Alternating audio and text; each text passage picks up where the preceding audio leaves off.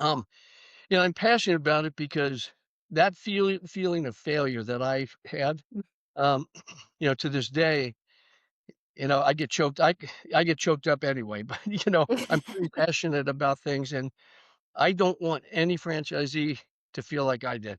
Welcome to Franchise Leader Spotlight. I'm Katherine LeBlanc. This series highlights the leaders shaping franchising today, how they built their careers, what they're focused on now, and what they believe is coming next for the industry. Let's dive in. Brought to you by my podcast host. Hey guys, today I'm joined by Quinn Newhall. Quinn is the Chief Operating Officer at Clean Eatz. Hey Quinn, how's it going? It's going great. How are you? Good. I'm excited to jump in with you today. You are a fairly new hire at the Clean Eats team, and you come to the Clean Eats team with an amazing resume of food and beverage experience. And so that's where I'd like to start is kind of learning about you, learning about where you got your start and where you are now in your career jumping into the position that you have today.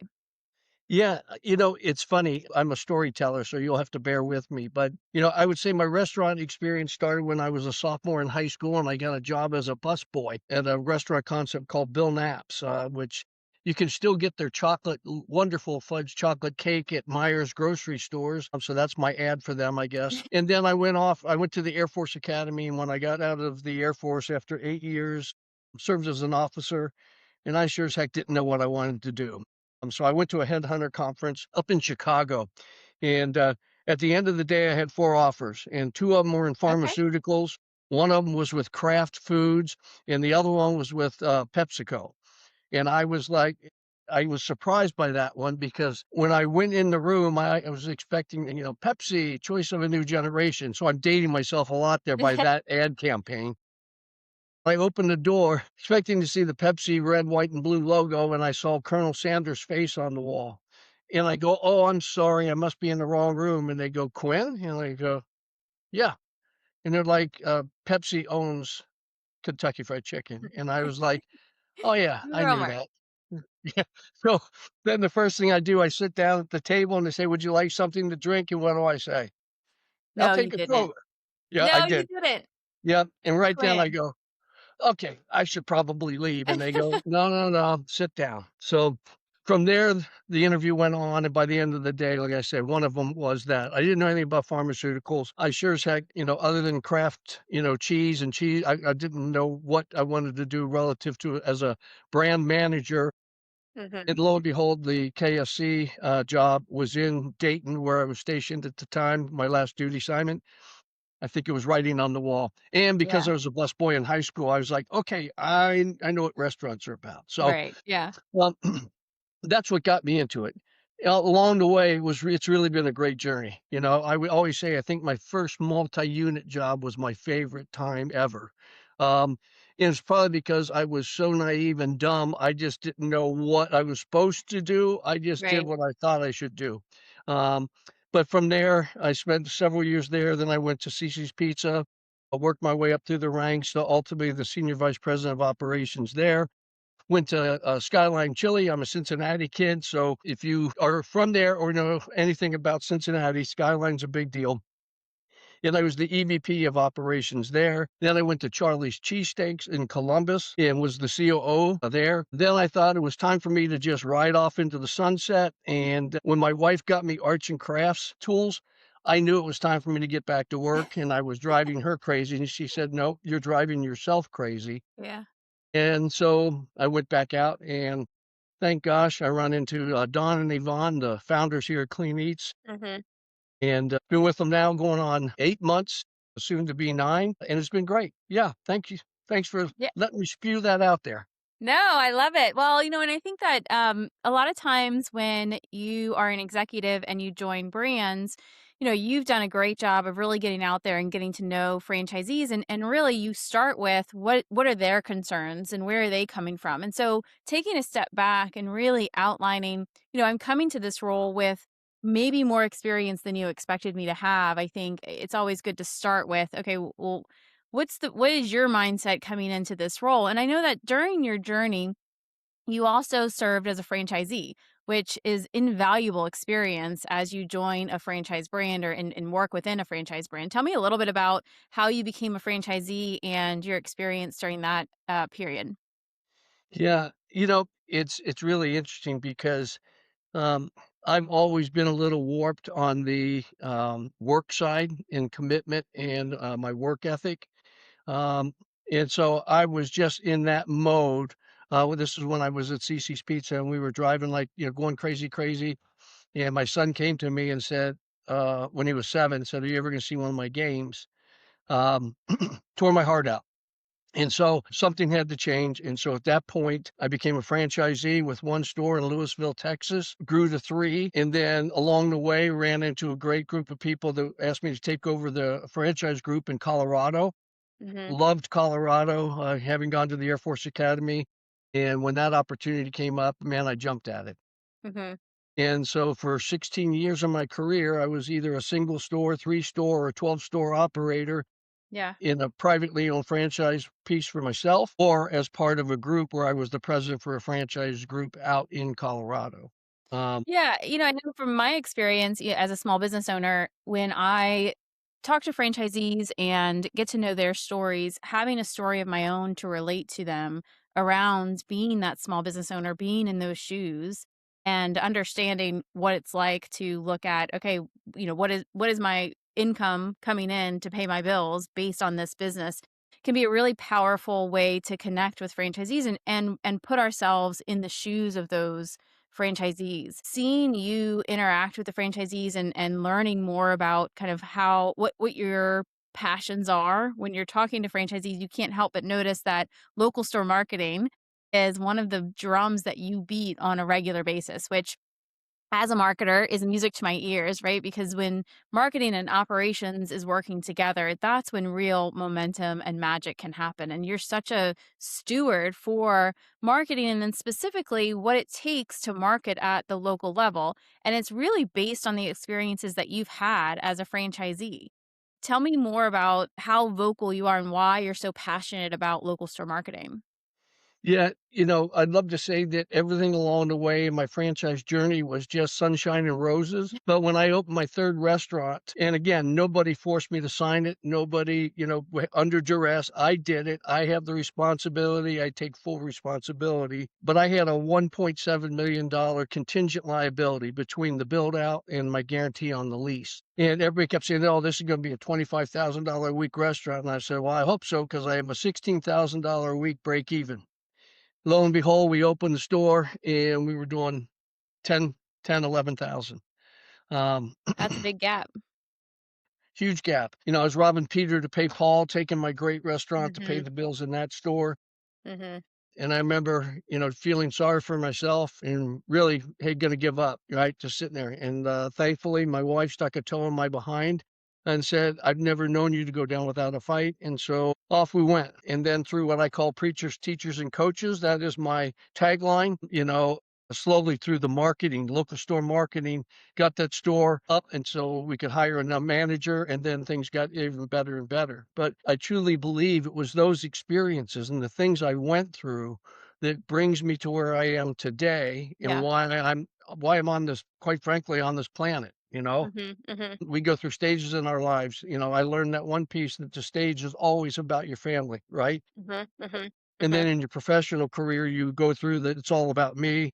It's all about what, and now it's all about why, right? Which is what is your why? And my why truly is that component because I had a wise mentor who told me one time, if you want to look to corporate marketing to solve your problems, your sales problems, close your doors now because you are one component in a large thing and your individual needs and the things that you want, you're not going to get. And so Yeah. you need to take ownership for the things you can control. Mhm. No better experience was that than that 3rd restaurant, right? And Yeah. then I saw the power and the impact. Corporate as a brand or any big brand cannot connect with a guest on the Right. level that you can connect in your Mhm. community. And, when they see the face, and people are like, "Hey, that's a Cece's guy, right?" I mean, back then it was like, "You're the Yeah. Cece's guy." "Hey, pizza man," right, on the street, "Hey, what's up?" Right, It's from that connection, and then when you watch, generations literally come through your restaurant working for you, right. and that whole piece, and so it was that thing that you can control your destiny. It just Mhm. takes time, it takes effort and consistency, but it's the simple things. We're talking right now about daily goals. When you go into Mhm, a mhm. store, it's like, "What are your goals today?" And you hear crickets. It's Yeah, like, these are the cashiers, and they're like, "Well, I don't know what you mean." I'm like, "Well, are you gonna like, in our business, write meal plans? yeah, How many more meal plan customers are you gonna try and get today?"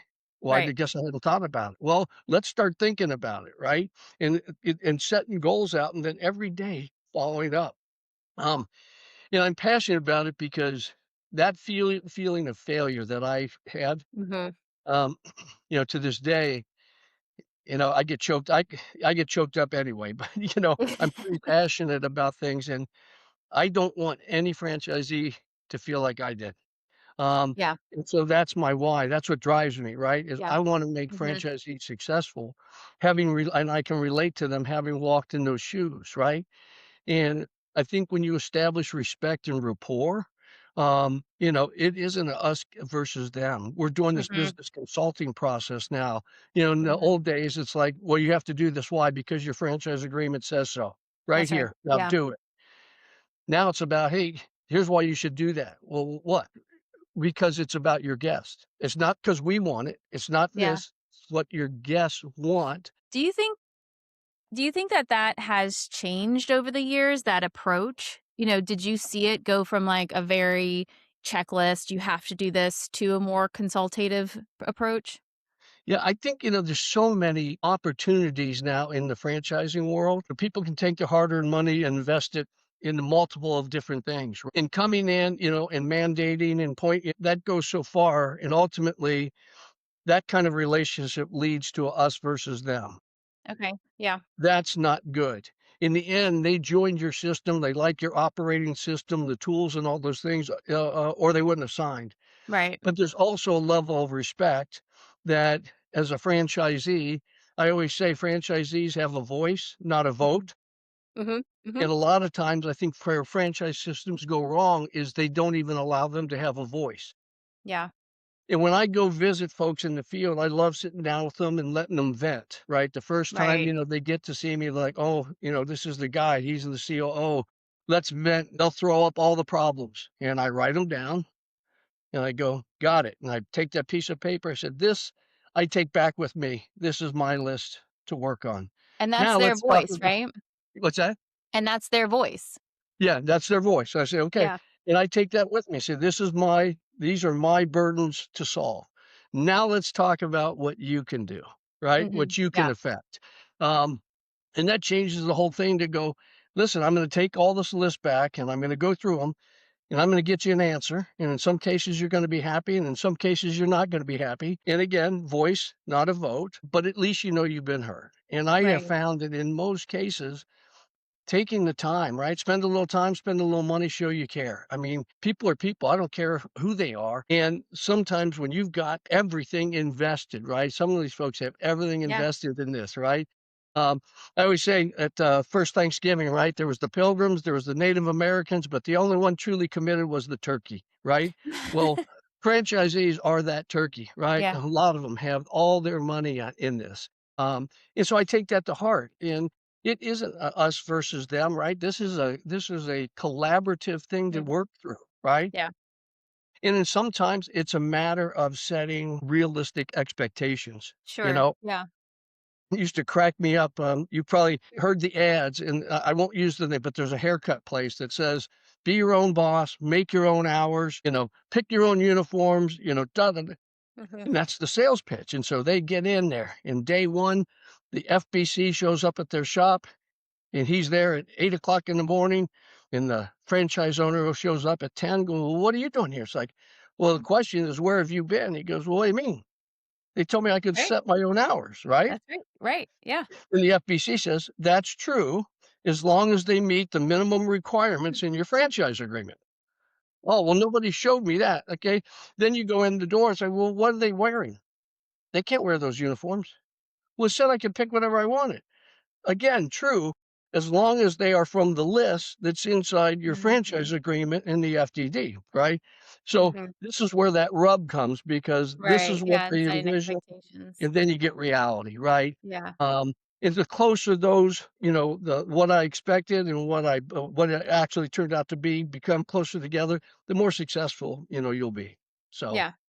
Well, and so now you've been with Clean Eats, like you said, 8 or 9 months now, and I think you visited everybody over the course of those 8 or 9 months. Tell me, what are pretty the close. things I still got you're a few I got to get to. you got a few? Okay. What are the things you're excited about with this brand? With the storied experience that you have, certainly you've been there, done it all. And so as you continue really fueling your own why, as you mentioned, what gets you excited about being at Clean Eats at this point in time? There's a long list, but I'm going to start with first and foremost is a belief in the integrity in the owners. Mhm. You know, I've been a part of brands where less than people with less integrity are in charge. That doesn't sit well with me. So Right. I'm excited the fact that Don and Yvonne are still as passionate today as they were when they started this thing. What 10 years ago Mhm. when they started franchising. So that's exciting. I think number two is that we are such a young brand. I mean, we've got Mhm. 115 locations across the country, and there's just so much more out there in terms of territory and things. And just the more we grow, right, the more happy things can happen, right? Better things can happen. Mhm. And so excited about that. I also love the fact that there's so much we can help teach and make our franchisees better. Mhm. You know, sometimes you look at models and you go, okay, well, how did that restaurant fail? Well, it wasn't executed as designed. And that's one of the things where people get crossways. They start looking at, hey, I'll just take the money and allowing franchisees to go their own way, if you will, right? Each store, there's a certain level. I think maybe unless you're Chick-fil-A, who just seems everything they touch turns to gold. But Right. every concept has a model it's designed to be successful in. This kind of labor, this kind of food cost, this Mhm. kind of debt service, this kind of rent and occupancy. And when you start betraying those what would you call in the essence of making money, that's a Right. bad deal, right? Or in the pursuit of, like, "I think I know better," right? Because Right. sometimes what Yeah. happens is people are like, "Well, no, I'll go out of these parameters because," like you experienced with your 3rd location, right? "Everybody's telling me that this is going to be amazing." Yep. And it's like, "Okay, but are you gonna go with what people think or what is proven?" And Yep. so I think that you're doing a great job of kind of communicating around how are we setting expectations? How are we aligning expectations with reality? And then the reality of how does this business model work and how is it supposed to work? I think the other component too is, uh, you know, there is this moment, and what I love is taking people out of what I call this morass, right? Where they have just allowed themselves into this world or this cocoon of defeatedness. I call it like Eeyore, right? It's my store. Mhm. It's an ugly store, but it's my store, right? And you kind of go, gosh almighty, you know what? Tell you what, and this is that whole thing, right? Where it's going, people go, "Well, my sales suck and this sucks, I'm gonna be," and you go, "Okay, well, then let's just close the doors right now." And they go, "Well, no, that's not what I'm saying." I'm like, "No, that is what you're saying." That's what you just And said, I yeah. said, "So, Right. if that's where we're going, let's save ourselves the trouble and we'll just move on." And most times that kind of becomes that wake up call that goes, well, no, that's not what I'm saying. All right, great. I'm glad you're not saying that. Now let's talk about the four revenue streams that we have here at Clean Eats. And then it's funny, we've broken down our goals this year into edible bites because when you Mhm. say I want to raise my sales $50,000, right? So Mhm. $1 million restaurant, and I got to raise my revenue $50,000, you know, and you go, $50,000. Gosh, whoo, seems like a big number. And here, when we break it down between our meal plans, our catering, Mhm. our grab and go guests, and our cafe, our restaurant guests, it's a simple formula of 4, 6, 14, and Mhm. 200. And what I Well, and it mean goes by back that to is, the goals, right? And yes, having the a goal, goals. and if you If don't you have can a get four goal. more Yeah. people, right, a Mhm. week to order meal plans, or 6 more grab and go guests come in, or 2 more cafe guests, you can get to $50,000. I'm like, man, all I need is two more people to come in my door for the cafe. I'll get one of those shepherd's hooks and just start yanking Mhm. them in off the street, you know? Yeah. But putting things in edible bites for franchisees, because I think they look sometimes and go, I'm tired, I'm worn out already. Right. I've tried that. That's the other thing. That is the killer. Those are the three words that are absolute killers for me. It's like, I tried that, you know, great. How'd you try it? What tools did you use? Did you go with the right tools? Did you go to the right source? Did you go to the right target audience? There's Mhm. so many things, and it's like, I tried that. Absolutely. Okay, right? That's that Yeah. defeatist mentality. Well, Um, and I think that again you're touching on a couple of things, right? And one thing that is interesting in franchising is that as if you are not in a franchise as a small business owner, it's up to you to set your own goals and it's up to you to then set the path to achieve those goals. And one of the great things about being part of a franchise is that you are constantly challenged because the brand wants to be constantly growing. And so you're challenged in a way to take ownership of what you can do to move the sales of your location. And really what you're talking about is, setting expectations, but then setting expectations of how you expect your owners to act yeah, and set goals for themselves and hold themselves to accountable to what they can control. And it's not about the checklists and the big, initiatives that corporate is coming out with, but it's you are an owner of this business. I expect you to act like an owner of this business and control your controllables. yeah. I, you know, I was fat, dumb, and happy. My third restaurant after I got that store back up and everything was good. It wasn't until I went and took over the franchise group in Colorado that I really realized how bad a franchisee I really was. You know, Say I more mean, about that. what's that? Said say more about that. Yeah. Well, I was sitting there and I had my flower or my Louisville store, which was the cash cow. My Carrollton restaurant was a pretty good store. And all said and done, I was living the good life now, right? I'd salvaged the Flower Mound store, had this, and was like, okay, had meetings every now and again, but basically was in there, shaking hands, kissing babies when I Yeah. needed to. And other than that, not challenging anybody or anything. Honestly, just a constant state of malaise, right? Mhm. Then I take over the group out in Colorado. And these are two former Pepsi guys. One's Johns Hopkins educated in finance, and the other guy's Georgia Bulldog, who's been a mentor in my life. And they said, okay, time to put our annual plan together. I was like, annual plan? What? So I put this 4-page document together. And Pat goes through it. He goes, "This is a good start." And I was thinking, "Good start." That was the whole thing, right? And then I'm like, "Oh my gosh, okay, this is truly going back by period." And we did the Mhm. 13-4, right? So 13 4-week periods by restaurant, by the when we say we're going to increase sales 5%, what's the 5% coming from? What are the Mhm. revenue streams? How are you going to break it down? What assets do you need? Racking, stacking all of our employees. Where do we have upgrades? And by the time it's Mhm. done, it's basically what we are doing with franchisees now in the Yeah. franchise business consulting mode, but putting together and then setting goals and holding yourself accountable to that. Mhm. And I went back then to the stores in, because I still own the ones in Texas, and was like, okay, new day, new dawn, right? Yeah. And same thing. Here's the goals for this year. Here's the things we're going to set. Here's the processes. We're going to do period business reviews. I realized how bad I was as a franchisee, you Well, know? but you leveled up, right? You had Yeah. mentors that helped you level up. Yeah. And now, like you've said, because you've seen that you can level up, even when you're fat and happy and things are going great, there's always room to improve. And so now you are that mentor and training your team to be that mentor to franchisees, right? And teaching them how to level up.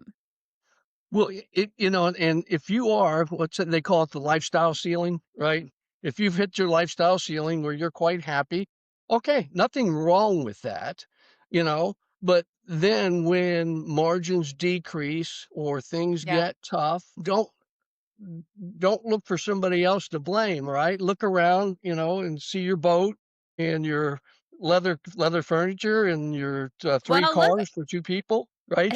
I think that's a great point though too in the restaurant industry because that's a very real comment of margins have been squeezed in a way in the last 6 years, more so than we've seen in the last 10. Yep. And so, this industry is tough. It goes up and down. There's peaks and valleys. And I would say that the restaurant industry right now is in a bit of a valley. We don't Yep. know how and what next year is even going to look like because every year has been so different. And so, Yep. tell me about your approach to that and your approach to kind of, yeah, this industry is a tough industry. How are you inspiring the Clean Eats franchisees around, okay, but we have a good system and we have a good concept that can really weather this storm? Yeah. I had a discussion with a franchisee, gosh, Friday night. Anyway, long-term person and, was kind of nervous about, us, meaning Clean Eats. Mhm. But he's really nervous about the industry. I mean, you look at this year, I saw some earnings reports for some of the big players, names that you wouldn't think in any way, shape, or form were based on when you go in their restaurants that they're Mhm. hurting. But literally double digit down in terms of dividend growth and Mhm. in sales. And these are historically the barometers for our industry, right? And so explaining to them, one, putting them at ease that says, listen, sadly, we're not alone, but gladly, we're not alone.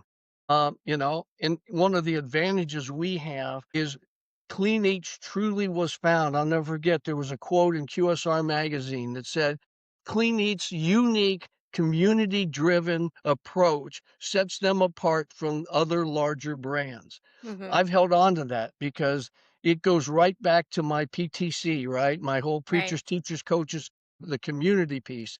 Um, because we are the face of the franchise. Many places, the face is Colonel Sanders, the face is some goofy redheaded clown, right? Um, and yet, and so you go in there, and those are transactional experiences. Right. Clean Eats is transformational. I mean, our name says, we in our thing, we change lives. We Yep. have story after story of people that came in large and left small, right? Mhm. After 6 months of sticking with the program and committing to changing their lives, story after story. That's the other thing that's beautiful. We truly, live what our motto is, right? That's right. Yeah. And to hear those stories is just what's really exciting. So, taking franchisees back to their why, that's a thing you hear a lot around here Mhm. is, Mhm. "What's your why?" You know? And for all of us, every morning you wake up and you should say, "What's your why? Why did you get up today? What is it what drive you?" Right? Reminding franchisees here of what their why was and then getting revitalized around it. I mean, I'm a pretty frank person that says, if you're tired, if you're done, great. Let's sell, Yeah. get somebody in here, have them Right. take it, and move on. It's the next generation, right? Right. Yeah. That's not a bad thing, you know? It's not. Yeah. And nothing is permanent, right? Everything is temporary. And so recognizing, are we ready to roll up our sleeves and move through what is going to be a challenging time for the restaurant industry? And if not, that is okay, right? Because there is somebody behind you ready to take up that mantle. Well, it's funny after COVID, it was such a weird There's just a weird dynamic, right? Mhm. And when that came at first, everybody's, "Oh my gosh," and, a lot of businesses I was at Skyline at the time, and we were like, "Oh my gosh, we are so much about the experience in our dining room," Yeah. that we thought, "This is the kiss of death." We had one of the best years we've ever had and realized that people were willing to wait literally in a half-mile long line to get their cheese conies and their three ways, right? And it Mhm. was like, "Oh, this is a whole pivot point, right, for us." Along the way, right, everybody took the opportunity to raise prices because all the stuff, all the supplies because of hell, remember how I'm sorry, right, Right. we're out of, right? Mhm. Because people weren't in factories being able to manufacture this stuff, and the demand was Mhm. still there. Right. And so prices went higher. And the thing that is I've never seen in mass the restaurant business once they get pricing ever go back away from it, Nope. right? That's right. And it is this hard component because prices for products are still high.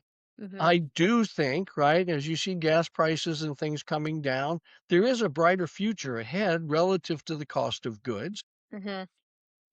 And our prices will stay where they're at, like all brands. And so that margin will be restored to Mhm. where it was. Yeah. Smart brands, right? Hire great people, Mhm. And I mean that in terms of franchisees, right? Mhm. You go out there and you support them and commit to them and help them take charge of their own destiny, Mhm. because I do think there's way too many people, not just here in my experience, that look to corporate to solve their problems. And they Mhm. say, I pay you a royalty for your support. And if you read your FDD, no, you don't. You pay your Mhm. royalty for the right to hang a sign on your front door. That's right. We will provide support as we deem necessary. We don't have to have support. We don't have to do any of it. Think about that frightening statement that you sign that document that says, yep, you bought our system and good luck. I mean, that's Mhm. basically the Yeah. approach franchisors could take. I'm glad they don't, because that's where I get the best drive, is being out Right. there, right, and meeting and working alongside folks. So, but I think there are better days ahead. I'm a Yeah. glasses half full kind of person. Well, and so would you say that that's the mindset shift that you want franchisees to take away from their interactions with you is, "Hey, we can do this and let's put a positive spin here?" I don't know if you've seen the final finale of Landman. Have you seen that? No, not yet. At the very end, there's this great thing where he talks about, she comes up, his wife, and if you know her, and the character is very much self-centered, right? And she's talking about problems. And the gist of it is, he goes, honey, I don't look at the problems. I'm focused on the solution, right? Mm. And it was such a great line. I mean, I took that and I was like going, gosh almighty, I wish I could be as smart, as Billy Bob Thornton is on that show. Because he just got the right answer. And that's where I think is for people, to quit focusing. I have a saying with my folks when they do, I say, if you're going to throw a sock in the punch bowl, bring a ladle.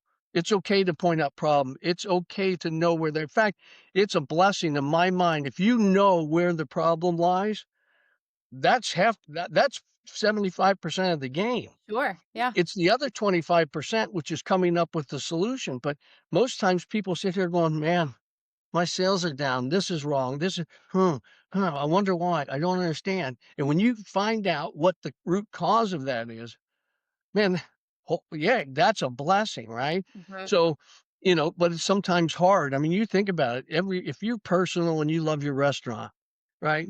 When someone comes in and says, "Hey, your threshold on your door frame is dirty," you've basically told me I'm dirty as an Mhm. owner, Yeah, right? It's personal.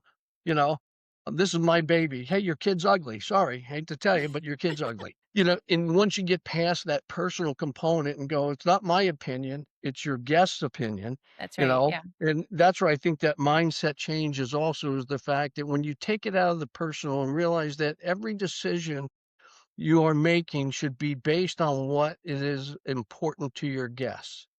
Right? So we had funny, well, as part of this, we do the customer experience review as part of our consults. And one of the franchisees, this is a new process. He called up Don, the owner, and said, "Man, Aaron took off for dirt on my windowsills on the outside of my store." And Don goes, "Yeah." And he goes, "Don, it's November in Ohio." And Don goes, "Yeah." And he said, and then he took off for gum on the sidewalk. And Don's like, he said, "Gum, one piece of gum stuck on the sidewalk." Don started laughing. He said, and then he took off for the threshold. And it's like, yo, your standards are, you're crazy. And it's like, first of all, not our standards, right? It's our Right. guest standards, That's right. right? Yeah. And individually, dust on the windowsills, not a big deal. One piece of gum on the sidewalk, not a big deal. Dirty threshold individually, not a big deal. Collectively, they start forming an opinion about your restaurant. And that truly is the definition of marketing. Anything that leaves Mhm. an impression with your guests about the brand is marketing. And Mhm. so many people think marketing is television and radio, right? It's not. And in our stores, a lot of people like to look to marketing departments at corporate to solve the problems when realizing that the best impression you can make Mhm. is right there in your store. Yeah. And it starts with clean windowsills, no gum on the sidewalk, clean thresholds, great greeting, clean uniforms, right? All that and great food is going to bring them back. So Yeah. it's always that Mhm. component that says, Right. that is operational marketing, right? Mhm. And that's what we own when you're in the operational field. Yeah. Yeah. Well, awesome. Well, Quinn, this was so much fun to get to know you, to get to know the passion that you're bringing to Clean Eats. I've seen firsthand the excitement that the franchisees have with you on board. So I really appreciate your time today. Yeah, thank you. It's great, great fun. Brought to you by my podcast host. If you're building, leading, or supporting a franchise system, this series is for you. Stay connected to the leaders shaping the future of franchising by subscribing.